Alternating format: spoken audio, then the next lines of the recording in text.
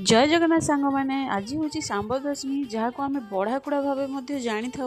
तो यही दिन मानक घर जी माँ आ जेजेमा मैंने निजर पिला नाती नातुण सूर्यदेव पाखे पिला जो जन्म होता कि ना कि गोटे खाइबा अर्पण करी। तो से जो खाइबाटा यही सांब दशमी आम सूर्यदेव पाखे से खाइबा को पूजा करा पिला खुआई था।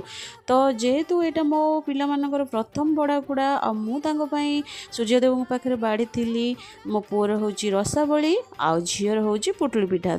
ए दीटा जाक पिठा आम बड़ ठाकुर पाखे भोग लगी होता है। बहुत ही बढ़िया रेसिपी जेहेतु मु कोलकाता रोचे दीटा जाक ये आवेलेबल ना तो मत निजक बनवा पड़ा।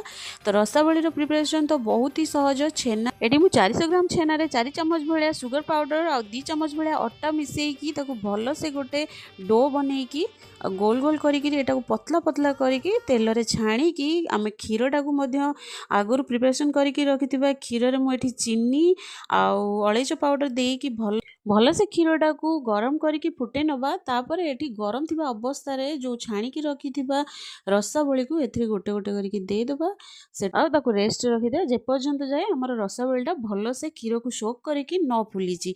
तापर ये आमर रेडी हो जाइए रसाबली रेसिपीटा। तापर ये आम पुटुली पिठाटा को बनई पुटुली पिठा आम गोटे मैदार ठीक घोल गोटे बनवा पड़ो जोटा कि प्लेन तावारे सेटा को देकी भल से तार सीट बनवा पड़ो। आपण मैंने देखी ने मुझे यहाँ बनाऊँगी। तापर यार पुरटा बनई देची से छेना रे तादरे किछि काजू किशमिश और गोलमरीच गुंड देकी भल से मिक्स करके अल्प टिके क्षीर जो मलईटा बाहर था सेटा को दे देची। या द्वारा भल पुरे भल से मॉइस्चर आसीबो। मु टिके अलग प्रकार बनईची।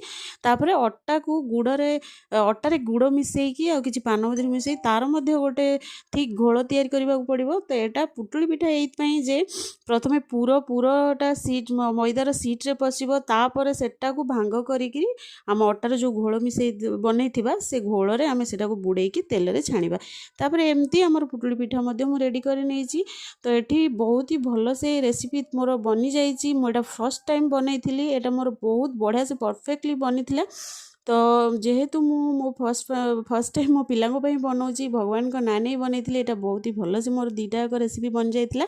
मुझे मो पिला बाड़ी देची आपण मानक पिला मानक आपण माने कौन सब बाढ़ुंट मत निश्चिंत जनइबे। और वीडियोटी भल लगे लाइक शेयर कमेंट आ गोटे सब्सक्राइब निश्चिंत करदेवे। मु रही देखा गोटे नेक्स्ट वीडियो रे। जय जगन्नाथ।